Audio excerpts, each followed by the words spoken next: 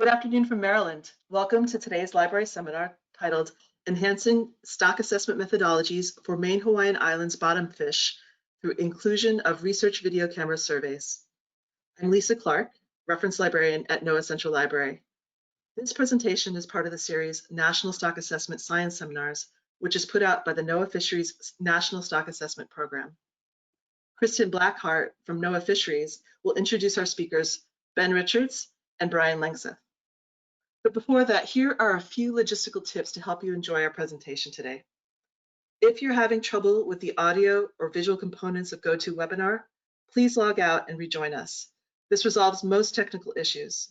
However, this presentation is being recorded and will be available on the NOAA Central Library YouTube channel, as well as the Library Seminars website by later today if you're not able to resolve technical issues and would still like to watch the webinar. We will also be accepting questions throughout the seminar, which Ben and Brian will address at the end of their presentation. Please feel free to type your questions in the questions chat box on the right side of your screen at any time throughout. If you're interested in the slides from today's presentation, you can download them from the drop-down menu on the right under Handouts. So with that last detail, let's start the seminar. I'll turn the presentation over to Kristen Blackheart. Thank you, Lisa. I am super excited about today's seminar. Before I introduce the speakers, I just want to give a quick programming note that there will be no seminar in December, but we will be back on January 7th with a presentation from Brian Stock on WAM. So get ready for that. Today's speakers are Brian Langseth, who I think has worked or trained in just about every region of the US. But the important point is that he is a fellow Husky graduate, so that is pretty cool. His research interests are on improving assessments to address real-world management questions. And then we also have Ben Richards, who's been at the Pacific Islands Fishery Science Center for 16 years. I think he joined PIFSC the same year that I joined the Office of Science and Technology. He leads the Bottomfish Survey in Hawaii and also chaired the strategic initiative on automated image analysis.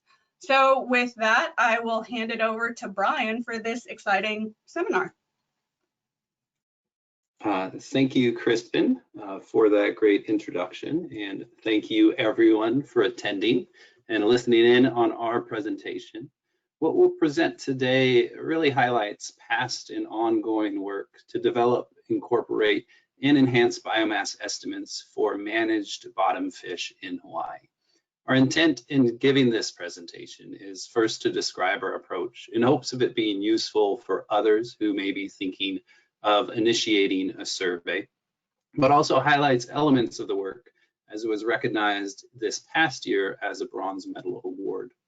Although Ben and I are presenting, this work covers many collaborators. The first here being Annie Yao, John Sislow, and John Brodziak, who are also recognized for their efforts in this award, particularly contributions to the assessment process and stakeholder workshops. Others who deserved thanks in this effort are many, particularly the fishers who contributed to the survey, as well as data workshops, Pacific Islands Fishery Group, who were instrumental in providing resources for the survey through fishermen, boats, PIFSC operations, the Science Operations Division, and the DO for their ongoing support in either operations or just behind the scenes support for a number of years. We wish to thank also our primary white ship platform, the Oscar Elton SETI crew on that, and then colleagues at the University of Miami. The award emphasizes both survey design and implementation of the survey into stock assessment models, but also really heavily emphasizes the engagement of fishers throughout this process. And so we'll highlight that in our presentation. The outline shown here. We'll start with just briefly describing the fishery and go through a kind of a brief history of the survey track component of this work and then the assessment track component of this work. For the survey track, we'll go through the initial years, including mapping of the domain and testing out various gears to use in the survey, and then ultimately concluding with the operationalizing of the survey and incorporating it into the assessment. On the assessment side, while the survey was being discussed and planned, we had ongoing assessments. Particularly, we'll focus on the data workshops held in 2015 and 16, and then move on into the 2018 assessment that incorporated the survey within our assessment model. Lastly, we'll conclude discussing future steps and avenues for research. And I should say both the survey track and the assessment track really benefited from the involvement of fishers and other stakeholders in this process. And we definitely want to highlight and acknowledge those contributions as well. So here, the bottomfish fishery in Hawaii is managed as a complex of 14 species. Of those 14, 7 are the primary targets of the fisheries. And so we have assessed these since 2011 as colloquially known as the Deep 7 stock.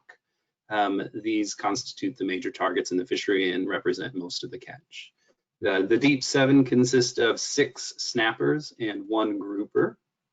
The platforms on which fishers catch these are fairly small scale vessels that typically go out and do day trips, leave port, go out and fish various waters, and then come back to port, fishing in depths between 75 and 400 meters using hook and line. Historically, the vessels have been a little bit bigger and have been able to go out to the Northwest Hawaiian Islands. This map here on the right shows the extent of the Northwest Hawaiian Islands, the Ho'omalu zone and the Mau zone. Since 2006, when these areas were designated as a monument by presidential proclamation, fishing has slowly declined such that as of 2011, fishing is actually prohibited in these areas. So the fishery currently operates solely in the main Hawaiian Islands region. Just a brief time frame to get you oriented with both the assessment aspects and the survey aspects of this work. The assessment cycle typically runs with a cycle of benchmark assessments, which are assessments where we're able to add new data, really revisit our modeling choices and assumptions. And so a lot more intensive. These happen 3 years and then a break, and then 3 years, so a 6-year cycle. In between, there are update assessments, also on a 6-year cycle, where just the data are added to the model and the model from the previous benchmark are used. And so these have been going on for longer than 2006, but follow the time frame of the survey, where initial discussions and planning of doing a survey were initiated in 2006. Then the design phases of that survey started in 2011 and carried on through 2015. Ultimately, being operationalized and official in 2016, and we've had surveys every year since. Our next update assessment will be early next year. Much of that work has already been underway and nearing completion. So I'm going to hand it over to Ben to talk about this survey. Let me mute myself, Ben, and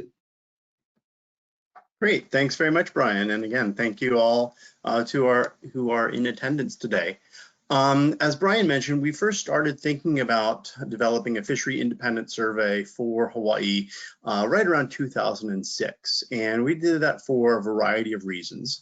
Up until 2018, all of the data that was feeding into the stock assessments was fishery-dependent data. So we were using catch data both to estimate catch, as you would, and also to estimate abundance. And as many on the call probably know about the ABCs of stock assessment, the 3 main types of data, the 3 main data streams that we need for a stock assessment are A, abundance, an estimate of how many fish are out there in the population, B, biology, some information about how fast the fish are growing, when they reach sexual maturity, how many offspring they produce, and then C, catch, how many are being extracted from the domain in each year. So our effort was really to better understand abundance. There are many factors that affect catch that don't necessarily have to do with abundance, things like market price for a particular target species, weather, price of fuel, things of that sort. So we began starting to develop this fishery-independent survey in 2006. And as Brian said, one of the first things we had to do was really understand the domain, and that involved a lot of mapping work. As Brian mentioned, the essential fish habitat as defined for the Deep 7 is coastal waters between the depths of 75 and 400 meters. And that's this nice lime green color here around the main 8 Hawaiian Islands. Our underwater topography is quite dramatic. So in many areas, specifically around the Big Island here, you'll see that domain is very, very narrow. But it does comprise just a little under 6,500 square kilometers, extending 550 kilometers from the Big Island of Hawaii up to the island of Niihau. So the first thing that we did is we divided that sampling or that sampling domain into 26,500 by 500 meter grid cells. And these grid cells constitute our primary sampling units, or PSUs, as I will refer to them further in the presentation. So in terms of understanding the domain, the first thing that we had to do in order to help constrain the variance in the data and optimize our sampling design was to create a stratification. And there were a variety of factors that we knew from talking with fishers and others that were known to affect the distribution of the Deep 7. Depth being one of the primary examples, and here's an example of multi-beam bathymetric mapping for an area called Penguin Bank, which is one of the centers of fishing activity, which sits just off the southeast point of the island of Oahu. So we stratified depth into shallow, medium, and deep regions, shallow being 75 to 200 meters, medium 200 to 300 meters, and then deep 300 to 400 meters. We also know that bottomfish, many of the bottomfish species are closely associated with different substrate complexities. Is it a flat featureless area, or is it a nice ridgy rocky area with lots of nooks and crannies for bottomfish and their prey items to hide? At inception, we didn't really have a fantastic metric for complexity. So we started out using benthic slope as a crude complexity metric with 2 strata, high slope and low slope. Low slope being these flat green areas here, and then high slope being these red ledgy areas here. And then the final component of the initial stratification was substrate type. Was it hard bottom or soft bottom? Hard rocky areas, soft silty muddy areas. We know that drives a lot of the distribution of bottomfish as well. So here you can see some multi-beam backscatter data collected by a variety of survey platforms over the years, with the yellow areas being softer and the brown areas being harder.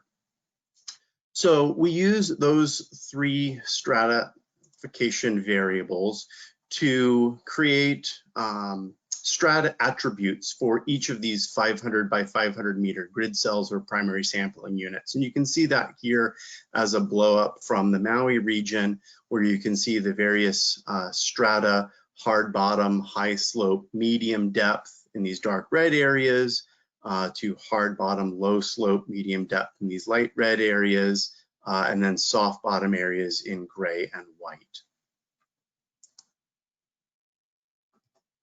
The next thing we had to do is we had to decide what gears we wanted to use in this fishery independent survey.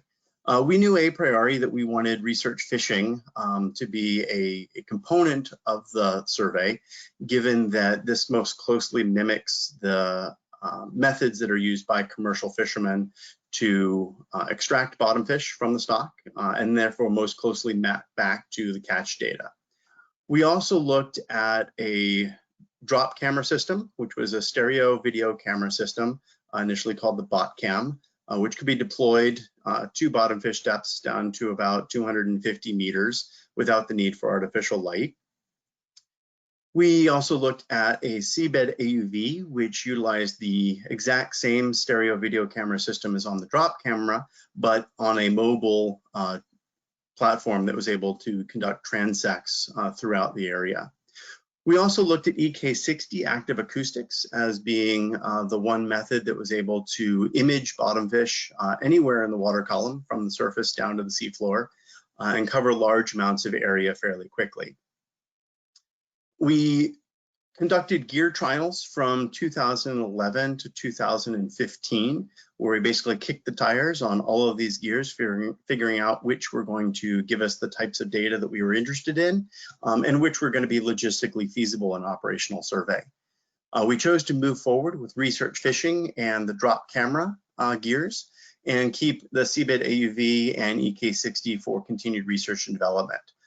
Both of those provided interesting data, but the seabed AUV at $750,000 each, we were unlikely to have the number of samplers that we would need for an operational survey.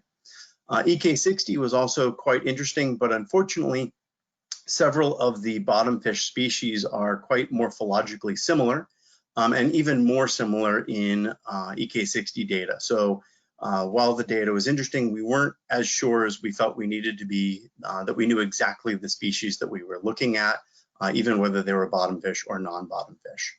So as I said, we moved forward with research fishing and the drop camera system. The first thing that we needed to do after identifying the gears was to develop a standard sample. We needed to ensure that no matter which gear was deployed throughout the domain, that it was sampling in the same way across space and time. For research fishing, the key here, to echo what Brian said earlier about the criticality of stakeholder involvement, was that we allowed the fishermen or the fishers to design their own methodology.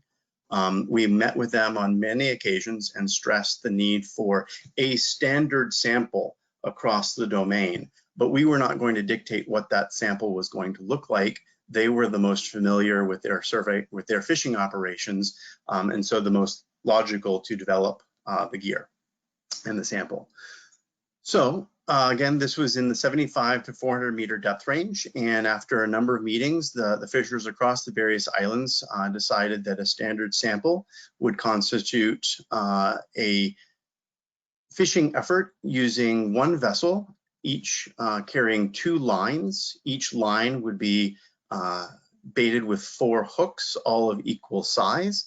Half of the hooks would be baited with squid, half of the hooks would be baited with fish, and they would sample within each grid cell or primary sampling unit for 30 minutes of line time. What that meant was that if the bite was on and they were bringing fish in left and right, they had to stop and move on after 30 minutes. If there were no fish in a particular grid, they took out a book and sat there for 30 minutes before moving on to the next grid cell. And the design metric here was standard catch per unit effort, which was just the number of fish of each species caught per sample, since the effort had been standardized at that 30 minutes of soak time. For the drop camera system, that standard sample was designed by researchers here at the Pacific Islands Fisheries Science Center. You'll notice many similarities between the standard camera sample and the standard fishing sample. Because we're using ambient light, we're not using artificial light, the cameras were limited to a depth of 250 meters. The sampling unit was still the standard 500 by 500 meter grid cell. 2 camera deployments were conducted within each grid cell. Using stereo video, which allowed not only for species detection and classification and enumeration, but also for sizing, which we could then use to convert counts and sizes to biomass used in the assessment. The camera was baited with a small amount of squid and fish, the same mixture as used as the bait or the chum in the fishing sample. And this was used just to orient fish in the vicinity of the camera, in front of the camera, where they could easily be seen and counted. And then each camera soaked for 15 minutes. And again, the design metric was standard CUE catch per unit effort, or in this case, observations per unit effort. Because both methods couldn't be used at all times in all areas, we conducted gear calibration experiments between 2012 and 2015, where we repeatedly deployed both gear types within the same grid cells, collecting commensurate data, and then used a relative fishing power model to compute a calibration factor that would relate data from research fishing to data from camera surveys and vice versa, so that the data could be combined into a single data stream to compute biomass for the assessment. We first started out computing relative biomass, which is a fairly simple calculation, just taking the per sample mean biomass of fish per species per stratum, then expanding that using the stratum weighting factor, which was just the simple prevalence of each strata within the domain, to compute a per sample mean biomass per species across the survey frame.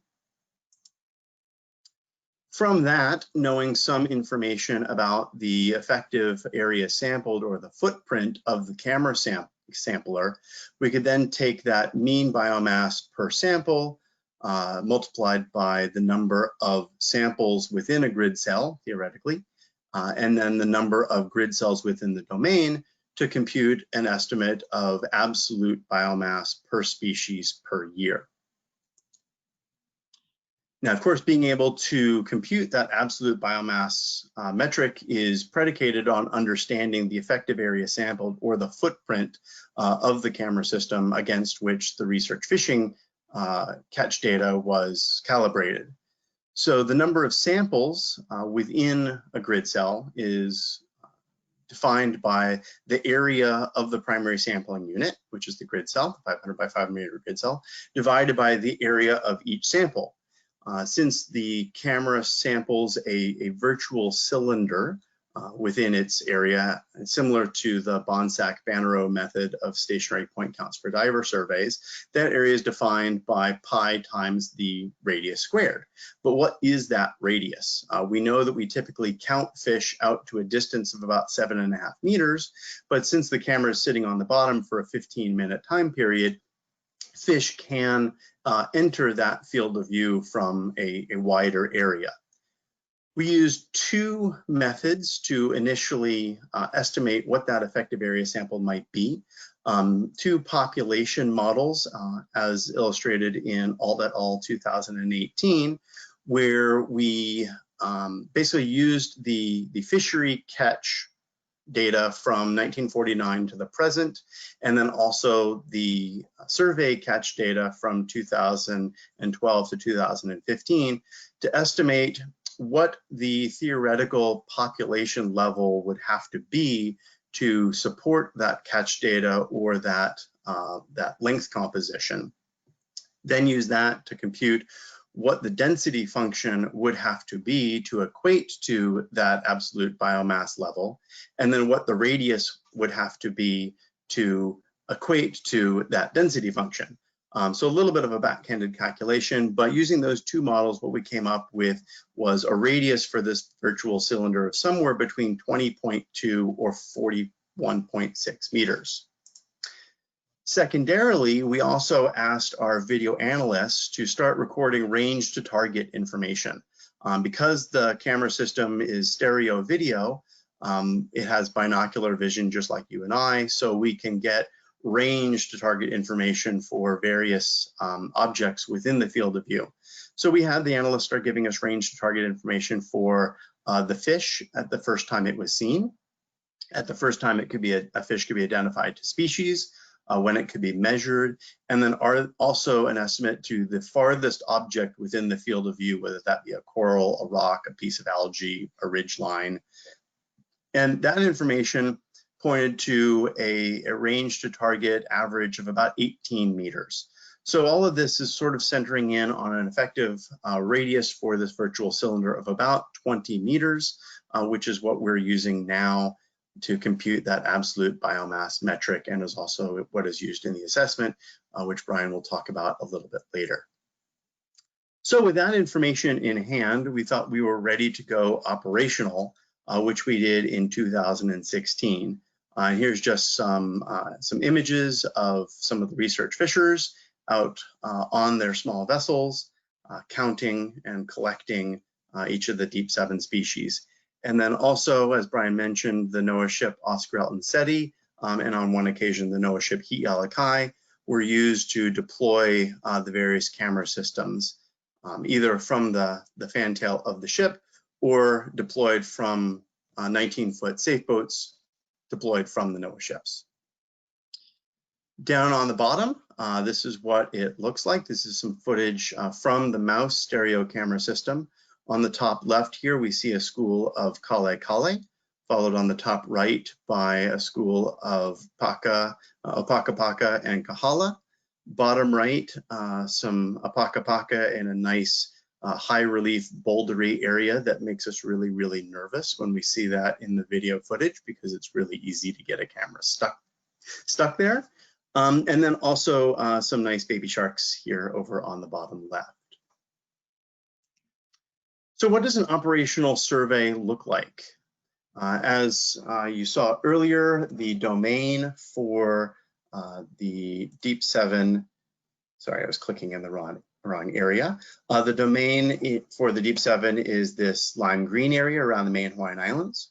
So using the stratification and randomizing the sampling units in a stratified random method, you can see the spatial distribution of fishing samples and camera samples across the domain of the stock. So this is the 2016 survey, which then generated these estimates of relative biomass for each of the deep 7 species. Followed by 2017, you can see the dots here move just a little bit, and the relative biomass estimates change a little bit. 2018, and then 2019. And so from 2016 to 2019, this is what our sampling coverage looks like to date. And actually the 2020 sampling efforts should be finishing up this week, with the cooperative research fishermen having 11 more grids in this area off of the north point of the Big Island of Hawaii to finish up, which should finish the 2020 survey by the end of next week. So as we mentioned, we're also looking to optimize the survey each year. So we use a name and allocation for the sampling effort with a target CV for the CPUE of 15%, which is this dotted horizontal line here. And then the graph, of course, showing the y-axis, the CV of CPUE against the sample size here on the x-axis. And so what you can see in 2016, we did all right. 2017, we had a higher sample number. We did a little bit better. 2018, 2019. So we're kind of honing in on that ideal optimal name and allocation. With that, I'll turn it back over to Brian with a discussion of the data workshops and more of how the survey data is incorporated into the stock assessment. Thanks, Ben. Initially, we described one of the things that we want to focus on in this presentation is the involvement of the fishing community in both the survey and assessment aspects of the work. Near the time the survey was being operationalized, there were efforts underway on the assessment side to really focus on improving our understanding of the data, ensuring that the data going into the assessment are robust and representative of the fishery. These efforts were really spurred on by outcomes from the 2015 update assessment, where the reviewers had some pretty serious concerns about data treatment and concerns with how the data were being used. And so these workshops covered 5 meetings over 15 days across a full year. 33 people attended this, of which about a fifth were fishers, which is fairly significant.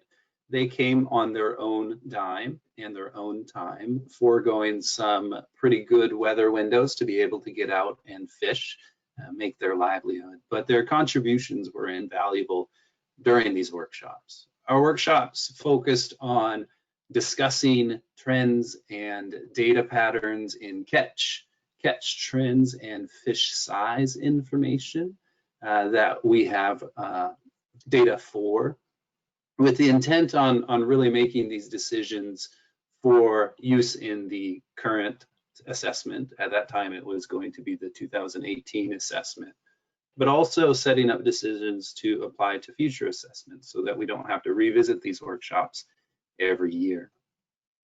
For catch, that was relatively straightforward, being able to discuss and understand the best catch data. For catch trends and fish size, it was a little more complicated. The figure here just shows one example of the challenges with determining catch trends. Historical data would often cover multiple days or could cover multiple days, and thus catch could be reported over multiple days, yet there was no indication of the effort that went into that report. And so we tried to determine ways to determine which of those records would indeed have catch from multiple days. And so this figure shows the number of records on the y-axis plotted versus calendar day. And the red and blue spikes correspond to days at the end or beginning of the month.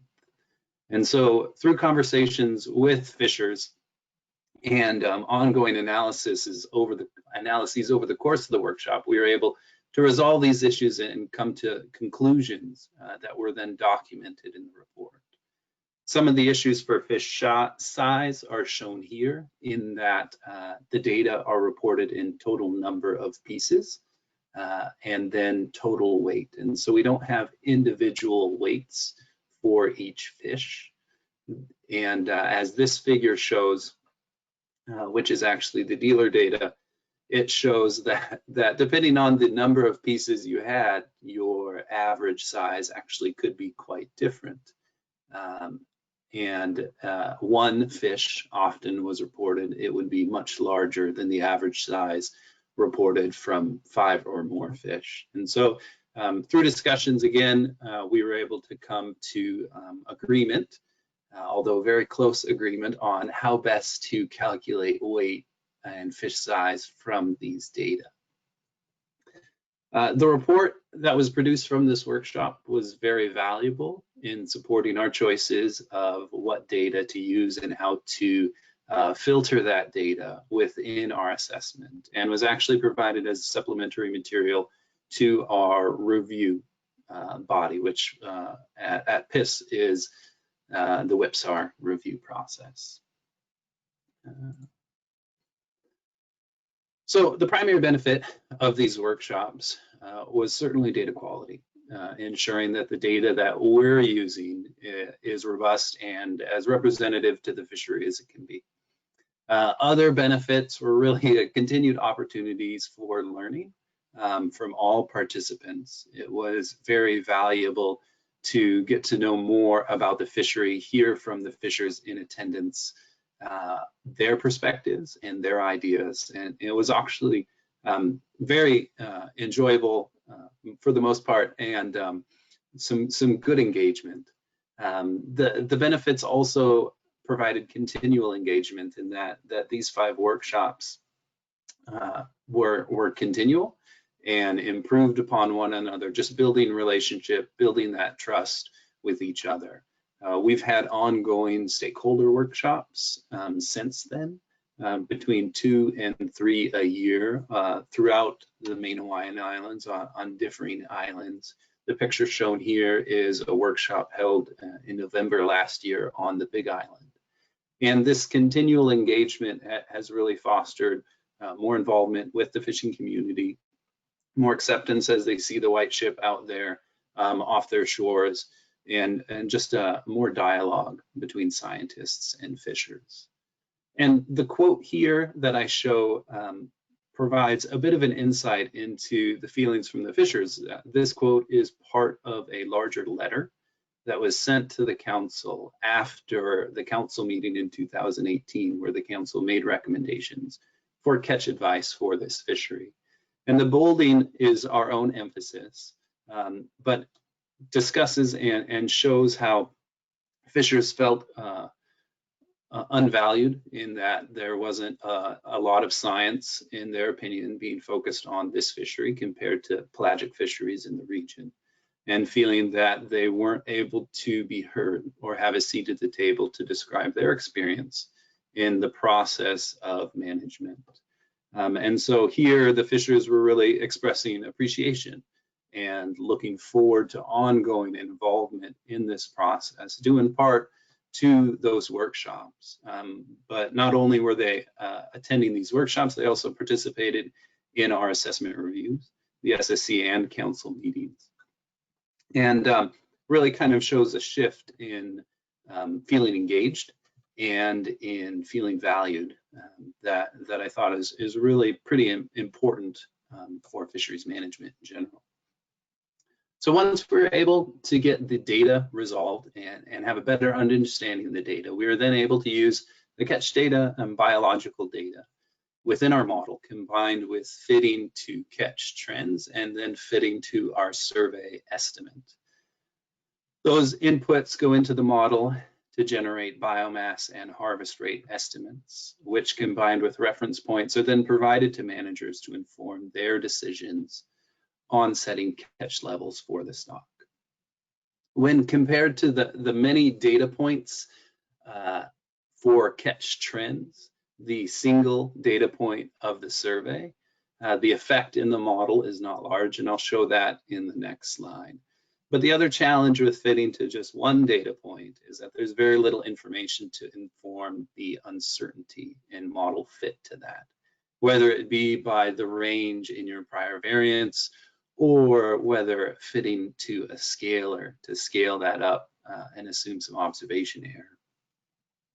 And as Ben mentioned, rather than fitting to the absolute estimate of abundance, we broke that estimate down into its components. And so as Ben mentioned, we're taking a relative, a per sample biomass estimate, and then scaling that up to meet the biomass estimate from the model and allowing some error in that.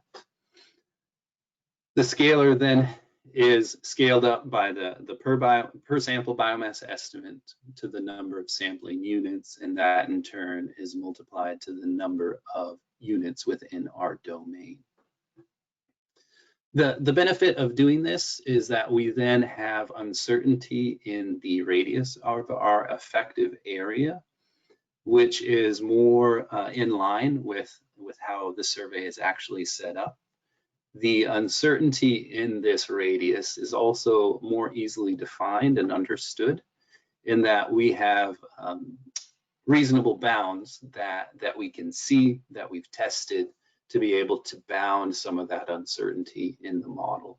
And so here we had a mean estimate for the radius of around 20 meters and allowed uncertainty in our prior estimate to cover the range that we saw from the study of Alt et al. 2018.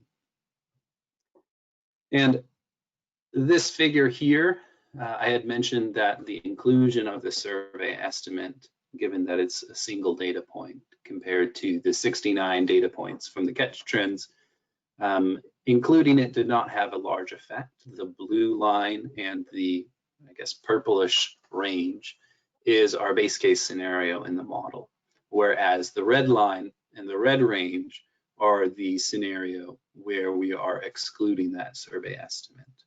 So there's not a big change in including the survey estimate and excluding the survey estimate.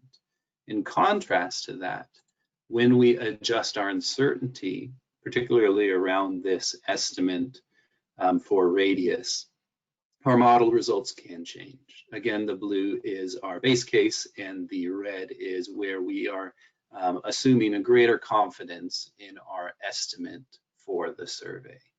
And so one of the steps that will be continuing to ongo is to refine this effort, as Ben mentioned, in future directions, but also as we get more data points from the survey, it'll likely inform the model more and more. And with that, Ben, I will turn it back to you to discuss other additional future research avenues. Great, thanks very much, Brian. So as Brian mentioned, one of the main uncertainties in the assessment right now is that effective area sampled for the mouse camera system. Right now, it's included in the assessment as a Bayesian prior to help codify some of that uncertainty, but we'd really like to get to a point where we can use it as a static area estimate rather than a prior distribution. So how are we going to do that? As I mentioned, right now we are looking at direct estimation through the range to target information provided by the video analysts.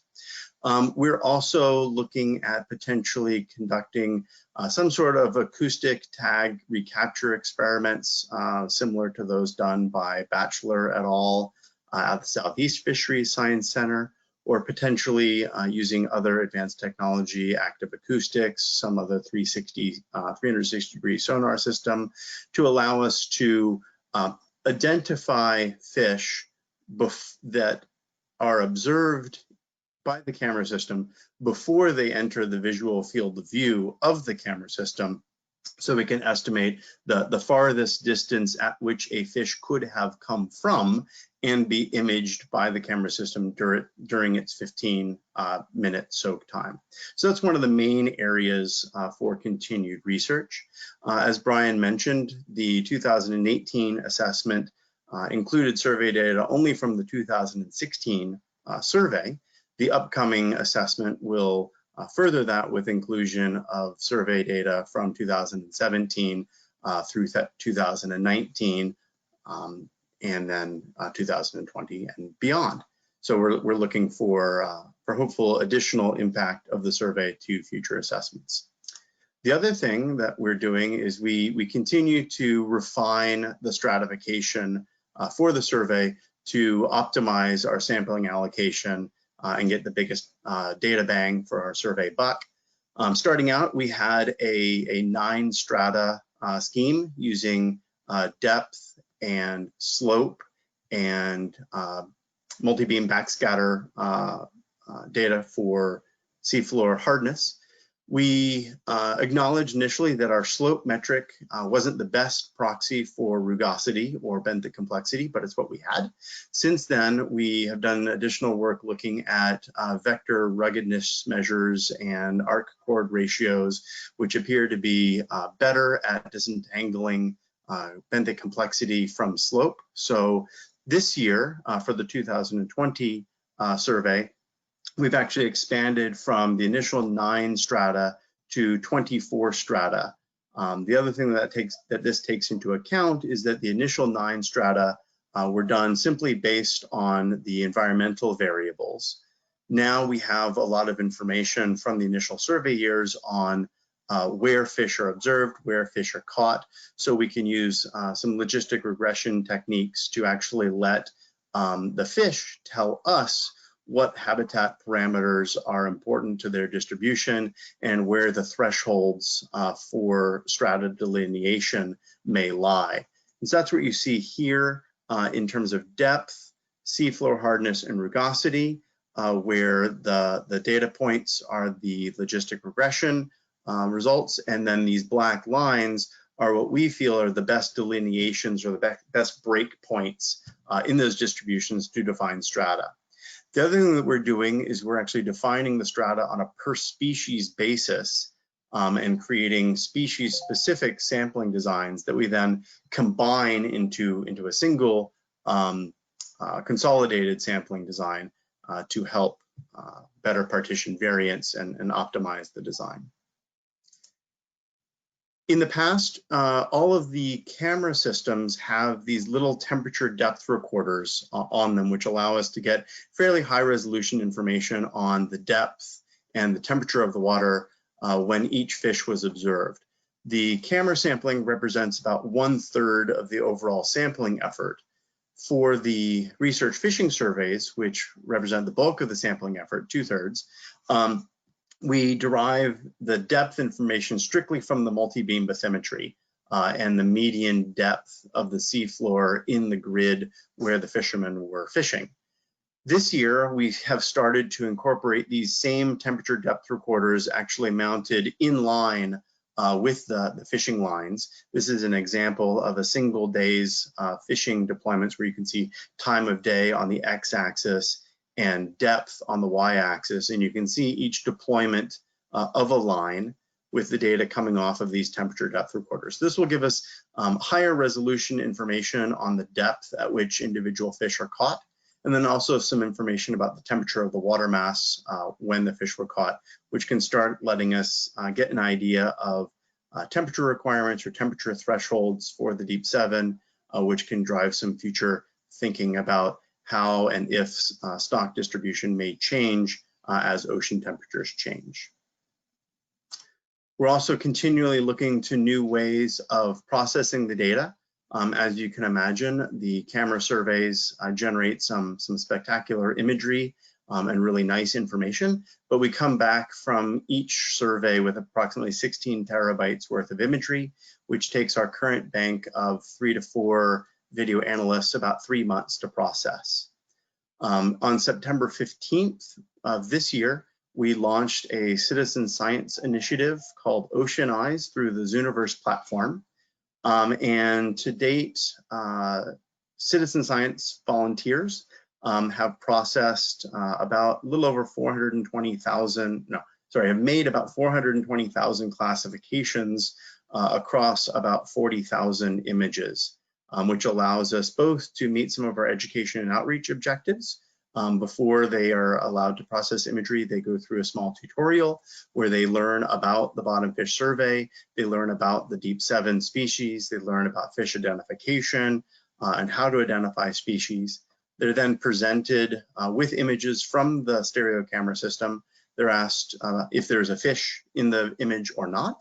If there is a fish, they're asked to mark with a line going from the head to the tail where the fish is located and what species the fish is. That information can be used to augment our existing abundance data and is also being used to train new artificial intelligence algorithms, deep learning algorithms to continue to help computers identify our targets of interest in the video data. To date, as I mentioned, we have about 3,500 volunteers, about 63% of which are from the US, 13% from the UK, 3% from Canada. And then some interesting demographics, about 30% of our volunteers are in the 8 to 24 year age range, so the school age population, and then 26% in the 25 to 34 year age range. So just some new ways of looking at the data and getting the information out in the future. So overall, for some conclusions, what have we learned from the Bottomfish survey and the development of it so far? The first is that it takes a long time. It's been 10 years from the initial concept to the operationalization of the survey, but it does work and it does take a village. One of the main things that we learned is that if you want buy-in on the survey and on the data coming from the survey going to the assessment, it's important to involve the stakeholders, the fishers, early on and in every point of the process. As Brian mentioned, their input into the data workshops was invaluable, and their ability to self-determine what a fishing sample was going to look like really generated a lot of investment in the survey. It was much more difficult to question the methodologies of the survey or the data coming out of the survey when the fishers were involved in its design and so had an intimate understanding of exactly what was being done and why. And then we have regular constituents meetings. Not only is the fishing community involved in the yearly data collection efforts, but we also have an annual constituents meeting or series of constituents meetings where we take the data gleaned from this year's survey and the results from the survey and communicate it back out to the local community. And that's usually attended by 30 to 35 people each year on various islands throughout the main Hawaiian Islands. So when we say it takes a village, what does that mean? So far, since inception, the project has directly involved about 115 people, primarily from the Pacific Islands Fisheries Science Center and the Pacific Islands Fisheries Group, which is a co-op of local fishers, mostly commercial fishers here in the main Hawaiian Islands, but also the NOAA Office of Marine, OMAO, I'm forgetting the exact acronym right now, but primarily the NOAA Ships Osprey and SETI, Alakai, our NOAA Corps employees, National Weather Service, Department of Aquatic Resources here in Hawaii, Linker Technologies, various universities, including the University of Hawaii, University of Miami, and many other contractors and volunteers that have been involved in the survey development and fielding efforts. So with that, we are happy to take any questions. If you don't have a question right now or don't feel comfortable asking it, please don't hesitate to contact either myself or Brian directly. And then also, in terms of what we've learned so far, the survey has generated a number of peer-reviewed publications, everything from the design of the camera system to the design of the survey, towards the estimation of absolute biomass, and then of course the related stock assessments. So with that, Brian and I will close and open it up for any questions. Thank you so much. This is a really, really interesting presentation. Audience, we have about 8 minutes for questions. So please enter them on the right side under the questions chat box. And if you're interested in the slides from today's presentation, there's lots of good information, especially those references I see right on the screen right now. Go ahead and download the presentation. It's also under handouts to the right. So I like to give audience members a moment to type. It takes a second to get through here. Hey, Lisa, if I may, I will get things started off with a question, I think, for Ben. How was survey effort allocated and survey site selected between the two different methods? So we treat each of the methods equally, and so far we have done our stratified random draw of primary sampling units from the domain based largely on the resources that we have available in any given year. So of the 26,000 primary sampling units that exist within the domain, we typically draw about 500 per year for sampling. Now within those 500, we allocate the two gears somewhat haphazardly. Of course, any of the grids that have a median depth of greater than 250 meters are allocated to the fishing surveys. We also have a number of restricted fishing zones in Hawaii. So for many years, we preferentially allocated the camera gears to those areas. And then because the camera gear is deployed off of the NOAA ship, we have a little bit more limited daily range of operations. So those camera grids are a little bit more clustered. But with the gear calibration factors, we're able to relate each gear to one another to create a unified abundance and biomass stream going into the assessment. Thanks. And I think you mentioned that it was about 30% camera and the remainder to the research fishery. And how did you come up with that split? Is it just resources available? Yeah, that's generally resources available given our days at sea on the NOAA ships. And then also one of the things that I didn't mention in the interest of time is another future area is we have two of the research fishing vessels that have currently been outfitted to deploy the camera gears. This year under COVID, the research fishing community was actually responsible for 100% of the sampling, including both research fishing operations and camera-based operations. And they pulled it off with aplomb. Well, we've got lots of questions for you both. Let's start with the first one that came in. Have you all looked at camera systems and AUVs? Any pros or cons? Yes, we have. As I mentioned, in the early gear calibration experiments and gear trials in 2011 to 2015, we did look at the seabed AUV as one AUV-based camera deployment platform. It showed a lot of promise. We unfortunately were not able to move it into operational mode just given the cost of the AUVs and how many we would need to cover the survey domain. The other concern is we're trying to be as stealthy as possible to have as little effect on our target survey population as possible. And so some of the noise of the propellers of the AUV and the acoustic modem communications and just the movement of the platform, we were unsure how to quantify. Excellent. Next question asks, in terms of the range of effective camera distance, is it different for different species? And can this information be used to help define the effective distance?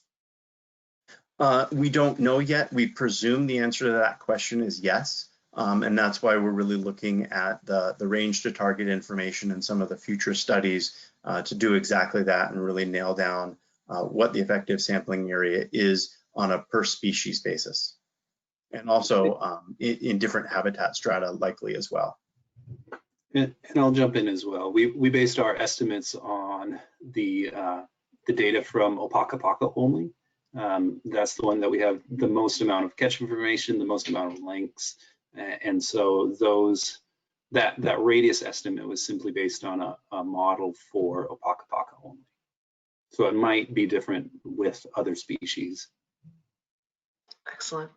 Another question asks, have you looked at or considered utilizing lens-on-chip vision sensors that might enable more real-time or near real-time or eventual automated speciation? We certainly have. One of the challenges at present is the light limitation for the camera systems. Many of the lens-on-chip systems right now are rightly designed for small form factor and low cost, and many of them don't have the depth and light gathering capabilities that we need, but we expect that to change in the future. Right now, we also don't have immediate need for real-time information coming in, since it all does get processed to go into the subsequent stock assessment. But those are all avenues that we're looking at as we continue to look towards artificial intelligence solutions to help improve process efficiency and to make more efficient use of our human-based resources. If we can use computers to count fish and use the humans to make inferences, that's a lot better use of resources.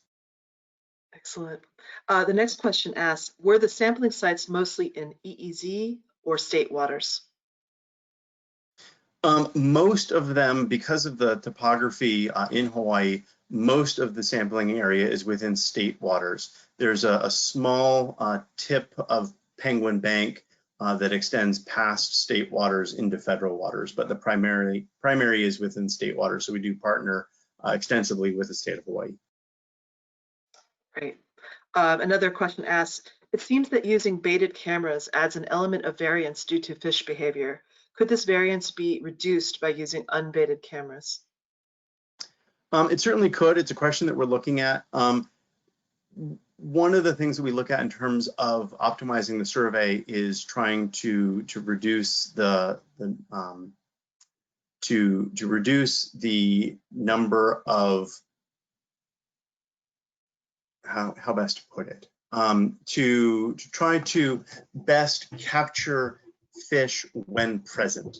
And so we've done some work looking at baited cameras versus unbaited cameras for the Deep 7 and for some of the other species. And what we found so far is that the measure of abundance when fish are present doesn't change substantially between baited and unbaited deployments.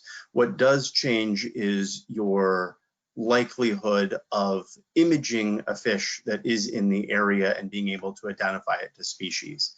One of the things that we also looked at when we did the gear trials, initially the soak time for the camera systems was 40 minutes, looking at how fish reacted to the camera system and when abundance is kind of asymptoted off.